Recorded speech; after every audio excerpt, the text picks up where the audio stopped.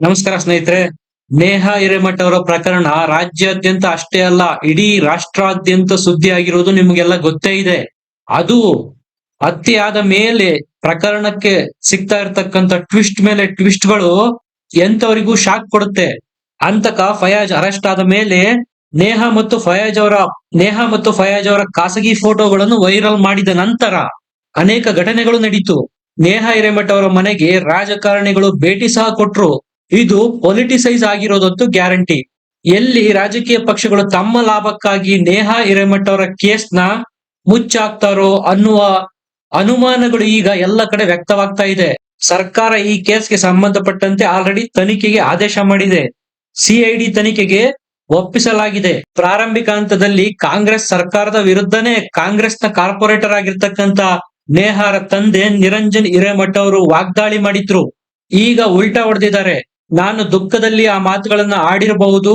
ಈಗ ನಮಗೆ ಸಮಾಧಾನ ಇದೆ, ತನಿಖೆ ಮಾಡ್ತಾರೆ, ನಮಗೆ ನ್ಯಾಯ ಸಿಗದೆ ಇದ್ರೆ ನಾವು ಮತ್ತೆ ಸಿಡಿದು ಹೇಳ್ತೀವಿ ಅನ್ನುವ ಅಭಿಪ್ರಾಯನ ವ್ಯಕ್ತಪಡಿಸಿದ್ದಾರೆ ನಿರಂಜನ್ ಅವರು. ಸದ್ಯಕ್ಕಂತೂ ನಾವು ತಾಳ್ಮೆಯಿಂದ ಕಾಯ್ತೇವೆ, ಮುಂದೆ ಏನಾಗುತ್ತೋ ನೋಡೋಣ ಅಂತಾರೆ. ಈ ಕಡೆ ನೇಹಾ ಮತ್ತು ಫಯಾಜ್ರ ಫೋಟೋಗಳೇನು ವೈರಲ್ ಆಗಿತ್ತು, ಅದರ ಬಗ್ಗೆ ಈಗ ನೇಹಾರ ತಾಯಿ ದೂರು ನೀಡಿದ್ದಾರೆ.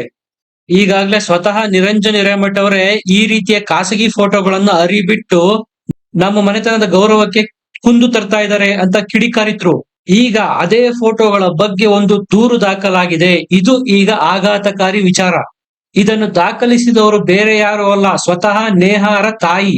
ಸ್ನೇಹಿತರೆ, ಕುಟುಂಬದ ತಂದೆ ತಾಯಿಯವರು ಮಾಡ್ತಾ ಇರ್ತಕ್ಕಂಥ ಆರೋಪ ನಿಜನೇ ಆಗಿದ್ರೆ ಇದರಿಂದ ವ್ಯವಸ್ಥಿತ ಸಂಚಿರೋದ್ರಲ್ಲಿ ಎರಡು ಮಾತಿಲ್ಲ. ಇದು ಕೇವಲ ಫಯಾಜ್ ಒಬ್ಬರಿಂದನೇ ಆಗಿರ್ತಕ್ಕಂಥ ಕೃತ್ಯ ಅಲ್ಲ, ಇದರಿಂದ ಕಾಣದ ಕೈಗಳ ಕೈವಾಡ ಇದೆ ಅನ್ನೋದು ಪೋಷಕರ ಆರೋಪ.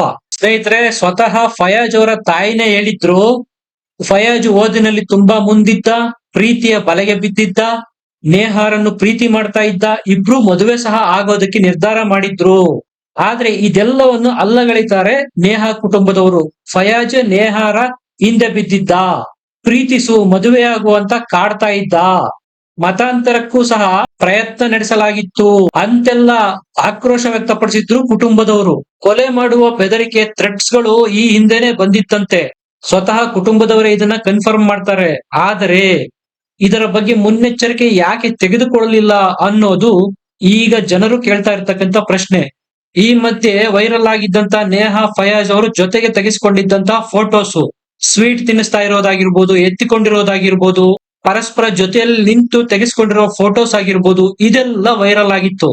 ಇದು ಈಗ ಕುಟುಂಬನ ಆಕ್ರೋಶಕ್ಕೆ ಒಳಗಾಗುವಂತೆ ಮಾಡಿದೆ. ನೇಹಾ ಮತ್ತು ಫಯಾಜ್ ಅವರ ಹೆಸರಲ್ಲಿ ಸುಮಾರು ಇನ್ಸ್ಟಾಗ್ರಾಮ್ ಖಾತೆಗಳನ್ನು ಓಪನ್ ಮಾಡಲಾಗಿತ್ತು. ಅವರ ಇಬ್ಬರ ಫೋಟೋಗಳನ್ನು ಆ ಖಾತೆನಲ್ಲಿ ಹಂಚಿಕೊಳ್ಳಲಾಗಿತ್ತು. ಪೋಷಕರು ಮಾಡೋ ಆರೋಪ ಏನಪ್ಪಾ ಅಂದ್ರೆ, ಇವೆಲ್ಲ ಸೃಷ್ಟಿ ಮಾಡಲಾಗಿರೋ ಫೋಟೋಗಳು, ಎಐ ಇಂದ ಜನರೇಟ್ ಮಾಡಲಾಗಿರೋ ಫೋಟೋಗಳು, ಈಗಿನ ತಂತ್ರಜ್ಞಾನದಲ್ಲಿ ಎಡಿಟಿಂಗ್ ಮಾಡಿ ಏನ್ ಬೇಕಾದ್ರೂ ಮಾಡಬಹುದು. ಈ ಮೂಲಕ ನೇಹಾ ಸತ್ತ ಮೇಲೂ ಸಹ ಆಕೆಯ ಗೌರವಕ್ಕೆ ಕುಂದು ತರುವಂತಹ ಪ್ರಯತ್ನಗಳನ್ನು ಮಾಡಲಾಗ್ತಾ ಇದೆ ಅನ್ನೋದು ಪೋಷಕರ ಆರೋಪ. ಇದು ಒಟ್ಟಾರೆಯಾಗಿ ಲವ್ ಜಿಹಾದ್ ಅಲ್ಲ ಅನ್ನುವಂತ ಸಂದೇಶ ರವಾನೆ ಮಾಡೋದಕ್ಕೆ ಪ್ರಯತ್ನಗಳಾಗ್ತಾ ಇದೆಯಾ, ಪ್ರಕರಣಕ್ಕೆ ಸಂಪೂರ್ಣವಾಗಿ ಬೇರೆಯ ಒಂದು ತಿರುವನ್ನು ಕೊಡೋದಕ್ಕೆ ಏನಾದ್ರೂ ಈ ಇನ್ಸ್ಟಾಗ್ರಾಮ್ ಖಾತೆಗಳನ್ನು ಸೃಷ್ಟಿ ಮಾಡಿ ಫೋಟೋಗಳನ್ನು ಅರಿಯ ಬಿಡಲಾಗ್ತಾ ಇದೆಯಾ ಅನ್ನೋ ಅನುಮಾನಗಳು ಕಾಡುತ್ತೆ. ಸ್ನೇಹಿತರೆ, ಪ್ರೀತಿ ಮಾಡಿರ್ಬೋದು ಅಥವಾ ಮಾಡದೇನೂ ಇರ್ಬೋದು, ಅದನ್ನ ಕಂಡವ್ರು ಯಾರಿದ್ದಾರೆ, ಪ್ರೀತಿ ಮಾಡಿದ್ರು ಅಂತಾನೆ ತಿಳ್ಕೊಳ್ಳಿ, ಆದ್ರೆ ಅದು ಸ್ವೀಕಾರ ಮಾಡ್ಲಿಲ್ಲ, ಮಾತಾಡ್ತಾ ಇಲ್ಲ, ಅವಾಯ್ಡ್ ಮಾಡ್ತಾ ಇದ್ದಾರೆ ಅನ್ನುವ ಕಾರಣ ಕೊಟ್ಟು ಹತ್ಯೆ ಮಾಡೋದಿದೆಯಲ್ಲ, ಇದು ಅಕ್ಷಮ್ಯ ಅಪರಾಧ. ಈಗ ಖಾಸಗಿ ಫೋಟೋಗಳನ್ನು ಅರಿಯ ಬಿಡುವ ಮೂಲಕ ಕೊಲೆ ಮಾಡಿರೋದಕ್ಕೆ ಜಸ್ಟಿಫಿಕೇಶನ್ ಕೊಡೋದಕ್ಕೆ ಏನಾದ್ರೂ ಪ್ರಯತ್ನ ಮಾಡ್ತಾ ಇದ್ದಾರಾ ಅನ್ನುವಂತ ಅನುಮಾನಗಳು ಮೂಡ್ತಾ ಇದೆ.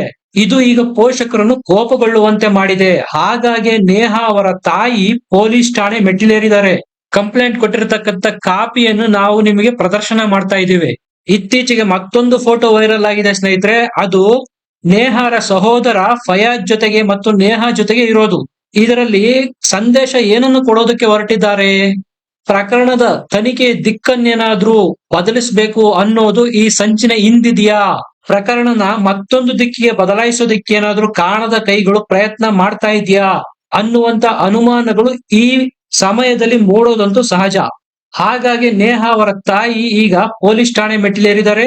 ಆದಷ್ಟು ಬೇಗ ಈ ಫೋಟೋಗಳು ಹರಿದಾಡೋದನ್ನು ತಡೆಯಿರಿ ಅಂತೇಳಿ ಕಂಪ್ಲೇಂಟ್ ಕೊಟ್ಟಿದ್ದಾರೆ. ಸ್ನೇಹಿತರೆ, ಇದಿಷ್ಟು ನೇಹಾ ಕೇಸ್ ಬಗೆಗಿನ ಅಪ್ಡೇಟ್. ನಿಮ್ಮ ಅಭಿಪ್ರಾಯ ಅನಿಸಿಕೆಗಳನ್ನ ಕಮೆಂಟ್ ಸೆಕ್ಷನ್ ಅಲ್ಲಿ ಬರೆದು ತಿಳಿಸಿ. ವಿಡಿಯೋನ ಲೈಕ್ ಮಾಡಿ, ಶೇರ್ ಮಾಡಿ, ನಮ್ಮ ಚಾನೆಲ್ ನ ಸಬ್ಸ್ಕ್ರೈಬ್ ಮಾಡಿ. ಮತ್ತೆ ಸಿಗೋಣ. ಧನ್ಯವಾದ.